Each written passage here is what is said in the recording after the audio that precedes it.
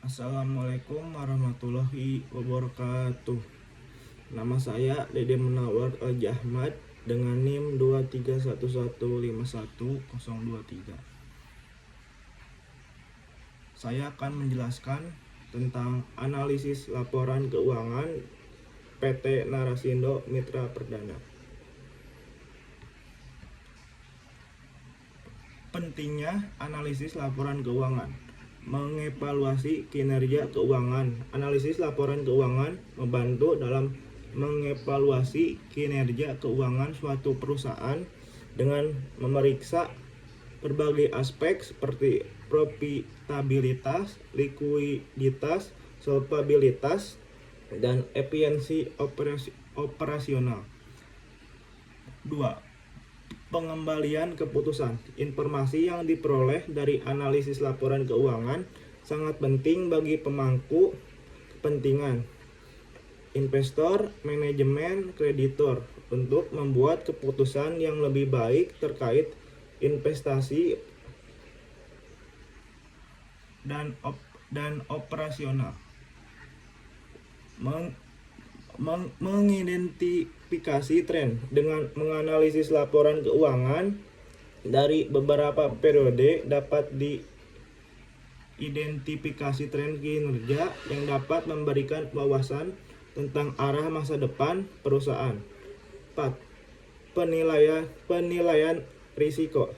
Analisis ini memungkinkan identifikasi dan penilaian risiko keuangan yang mungkin dihadapi perusahaan sehingga manajemen dapat mengambil langkah-langkah mitigasi yang diperlukan.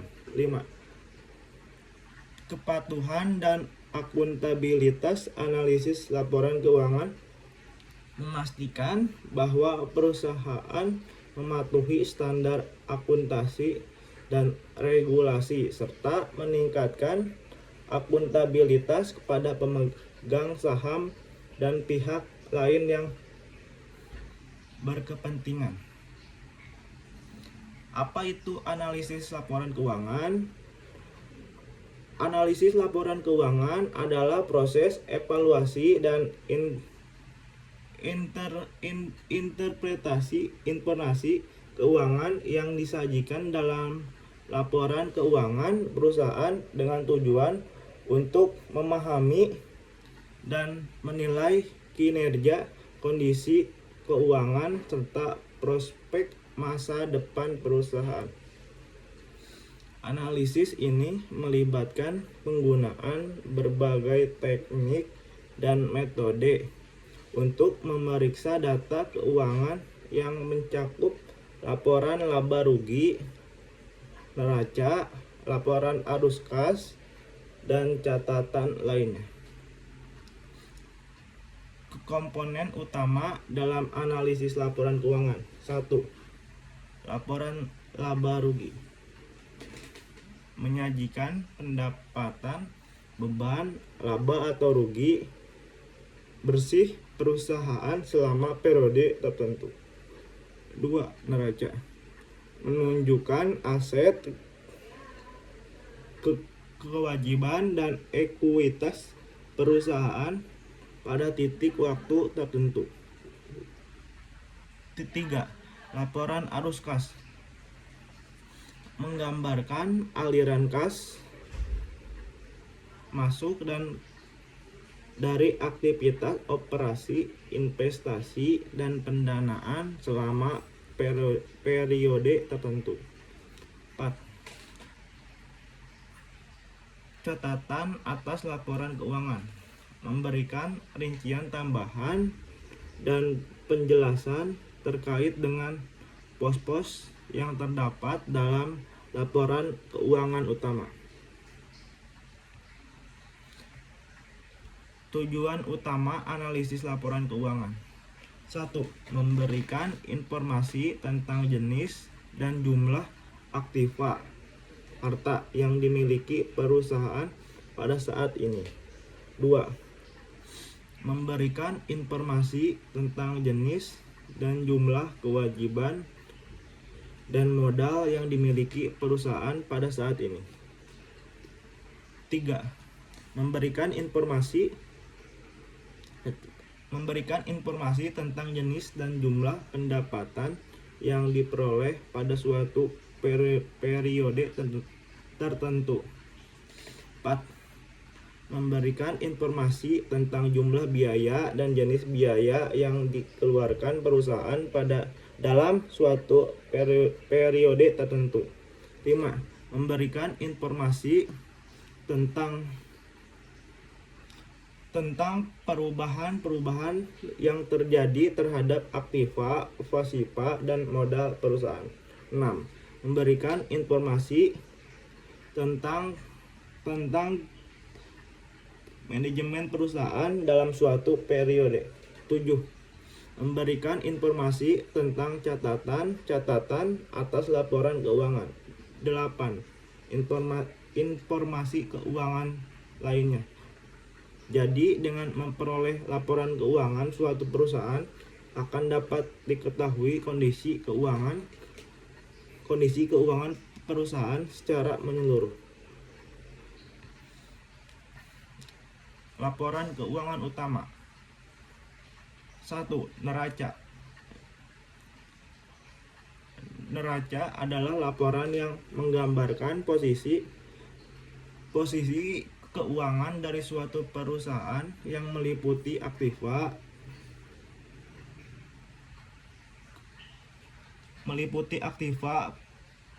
kewajiban dan ekuitas pada suatu saat tertentu. 2. Laporan laba rugi. Laporan laba rugi adalah laporan yang disusun secara sistematis. Isinya penghasilan yang diperoleh perusahaan dikurangi beban-beban yang terjadi dalam perusahaan selama periode tertentu. Prinsip-prinsip yang umumnya diterapkan dalam penyusunan laporan laba rugi adalah: 1. Bagian yang pertama menunjukkan penghasilan yang diperoleh dari usaha pokok perusahaan atau lembaga yang diikuti dengan harga pokok dari barang atau jasa yang dijual sehingga diperoleh laba kotor. 2. Bagian yang menunjukkan biaya-biaya operasional yang terdiri dari biaya penjualan dan biaya umum. Bagian yang ketiga menunjukkan hasil-hasil yang diperoleh dari operasi pokok perusahaan yang diikuti dengan biaya-biaya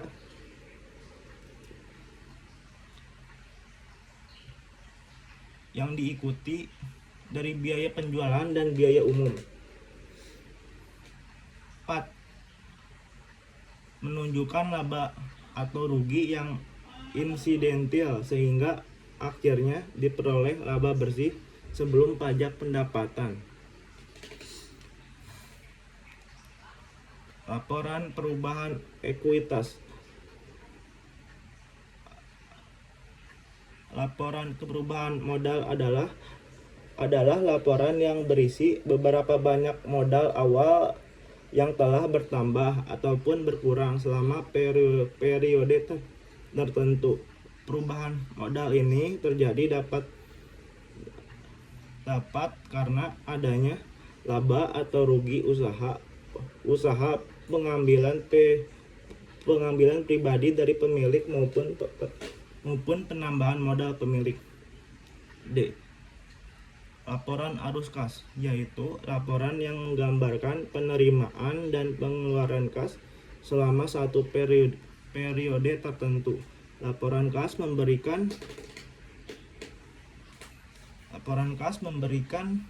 gambaran penggunaan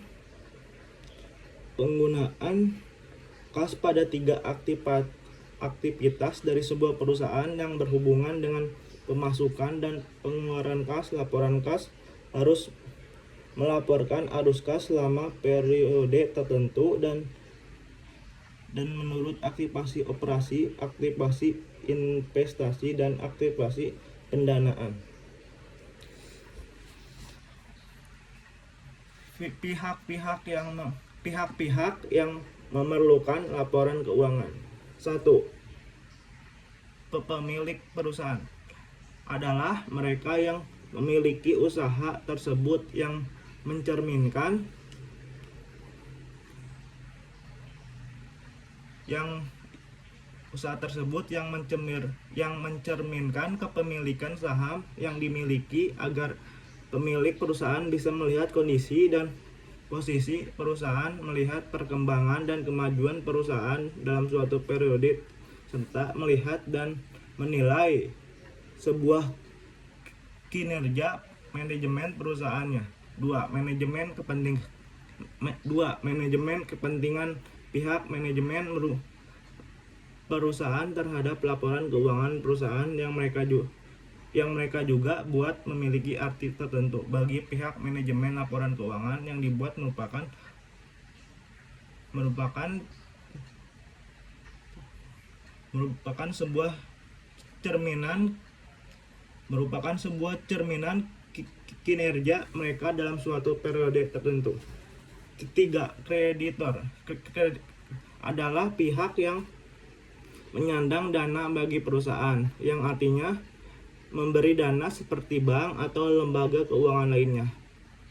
Kepentingan pihak kreditor terhadap laporan keuangan perusahaan adalah tidak usaha yang dibiayainya mengalami kegagalan dalam pembayaran kembali pinjaman tersebut macet. 4. Pemerintah memiliki nilai penting atas laporan keuangan yang dibuat perusahaan. Pemerintah melalui Departemen Keuangan mewajibkan kepada setiap perusahaan untuk menyusun dan melaporkan usaha perusahaan secara periodik untuk menilai kejujuran perusahaan dalam melaporkan seluruh keuangan perusahaan yang sesungguhnya. 5. Investor adalah pihak yang hendak menanamkan dana di suatu perusahaan. Jika suatu perusahaan memerlukan dana untuk memperluas usaha atau kapasitas usahanya agar memperoleh pinjaman dari lembaga keuangan seperti bank, dapat diperoleh dari para investor melalui penjualan saham.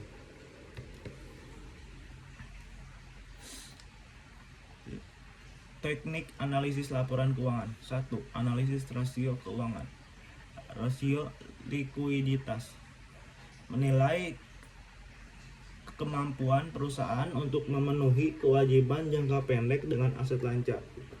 Quick ratio mengukur kemampuan perusahaan untuk memenuhi kewajiban jangka pendek tanpa bergantung pada persediaan. Rasio profitabilitas, net profit margin, menghitung persentase laba bersih perusahaan dari pendapatan. ROA menunjukkan efisiensi penggunaan aset perusahaan dalam menghasilkan laba. ROE mengukur tingkat pengembalian investasi oleh pemegang saham. Rasio solvabilitas, debt to equity ratio, menilai tingkat penggunaan hutang dibandingkan dengan ekuitas perusahaan. Interest coverage ratio menunjukkan kemampuan perusahaan untuk membayar bunga atas hutangnya. Rasio aktivitas, inventory turnover, mengukur seberapa cepat persediaan berputar dalam periode tertentu. Receive turnover menilai efisiensi dalam pengelolaan piutang oleh perusahaan.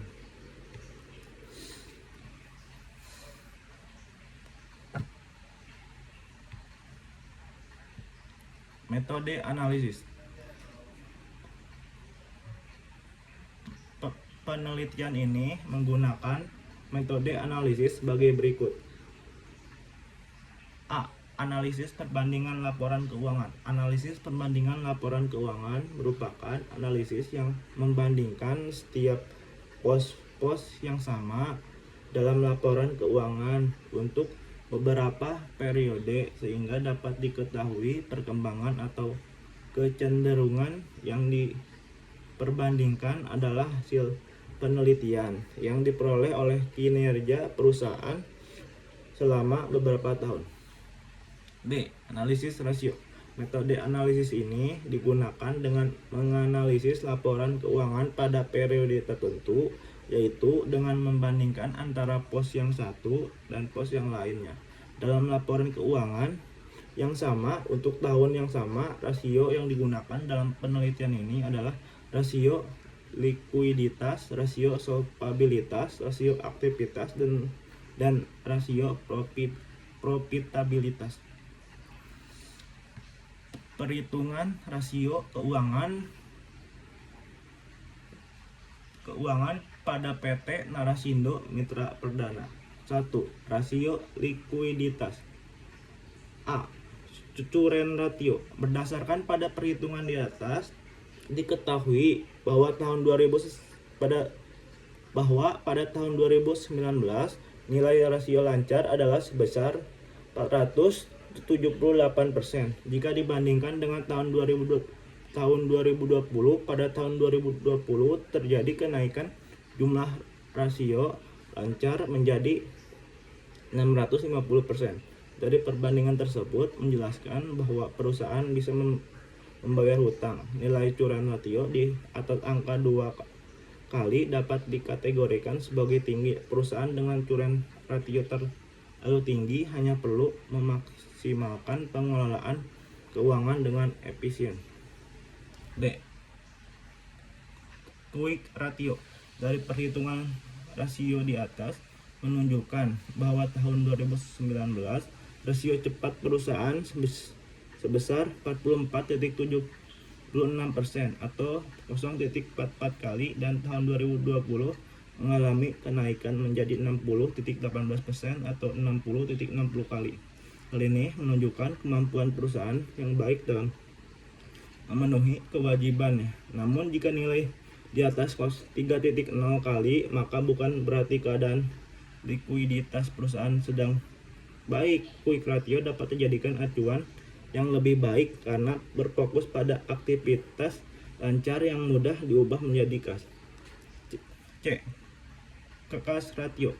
Pada tahun 2019 nilai dari kas ratio adalah sebesar 47,8%. Sedangkan pada tahun 2020 mengalami peningkatan yang begitu signifikan, yaitu sebesar 65%. Pada tahun 2019 dan 2020 cash ratio PT Narasindo Mitra Perdana Medan dalam keadaan yang baik. D. Working capital to total asset ratio. Rasio modal kerja terhadap total aset 2019 dan 2020 yakni masing-masing 99% dan 98%. 2. Rasio solvabilitas. A. Total debt to equity ratio.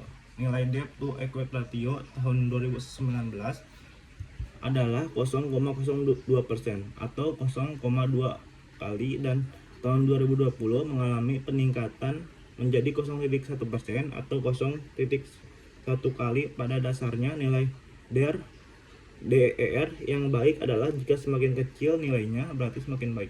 B. Total debt to total asset ratio. Berbeda dengan DAR, nilai debt to asset ratio mengalami penurunan. Nilai DAR di tahun 2019 0,20%, sedangkan 2020 adalah 0,15%. Dilihat dari laporan keuangan PT Narasindo Mitra Perdana, jumlah hutang lebih besar dibandingkan jumlah aktiva. Itu artinya pada tahun 2019 dan 2020 debt to total asset ratio dalam keadaan kurang baik. C. Long term debt to equity ratio. Nilai dari long term debt to equity ratio pada tahun 2019 adalah 0,20% dan pada tahun 2020 mengalami penurunan menjadi 0,15%. Jadi komponen utama jangka panjang terhadap modal PT Narasindo Mitra Perdana pada tahun 2019 adalah 0,20%. Pada tahun 2020 adalah 0,15%. D. Thanks asset debt coverage. Pada tahun 2019 nilai dari thanks asset debt coverage adalah 4,3%, sedangkan 2020 terjadi kenaikan dengan nilai 4,4%. 3. Rasio aktivitas. A. Total aset turnover. Perputaran total aktiva diukur dari volume penjualan, berarti seberapa jauh kemampuan semua aktiva menciptakan penjualan. Semakin tinggi rasio ini, maka semakin baik. Itu artinya bahwa PT Narsindo Mitra Perdana belum mencapai nilai total aset turnover yang baik karena pada tahun 2020 mengalami penurunan jika dibandingkan tahun 2019. Tahun 2019 perputaran total aktiva adalah sebesar 35,35%, sedangkan di tahun 2020 adalah sebesar 24,62%. Namun secara teori pada tahun 2019 dan 2020 sangat baik. D. Working capital turnover. Working capital turnover pada tahun 2019 adalah sebesar 35% dan pada tahun 2020 mengalami penurunan menjadi sebesar 24,9%. Dilihat dari hasil perhitungan perputaran modal kerja PT Narsindo Mitra Perdana pada tahun 2019 dan 2020 menunjukkan kinerja yang sangat baik.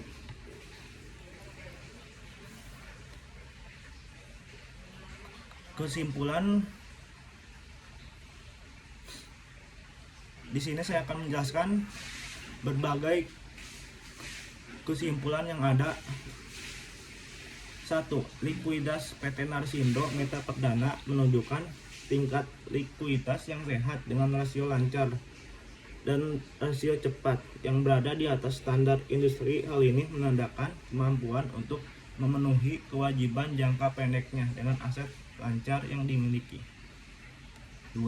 Solvabilitas seperti rasio utang terhadap ekuitas menunjukkan bahwa PT Narsindo Mitra Perdana memiliki struktur modal yang stabil dengan proporsi utang yang terkendali.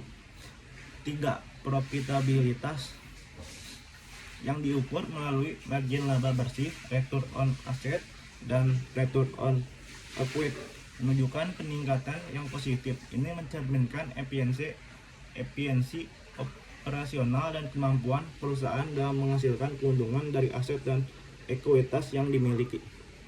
4. Aktivitas seperti rasio perputaran persediaan dan rasio perputaran piutang menunjukkan efisiensi PT Narsindo Mitra Perdana dalam mengelola asetnya. Perusahaan mampu mengoptimalkan penggunaan aset untuk mendukung operasional dan meningkatkan pendapatan. Secara keseluruhan, analisis laporan keuangan menunjukkan bahwa PT Narsindo Mitra Perdana berada dalam kondisi keuangan yang baik dan menunjukkan potensi pertumbuhan yang positif.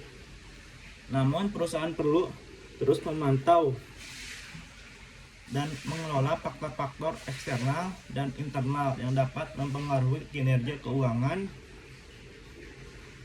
di masa mendatang. Keputusan strategis yang tepat berdasarkan analisis ini akan membantu perusahaan dalam mempertahankan dan meningkatkan kinerja serta daya saingnya di bidang industri. Sekian dari saya.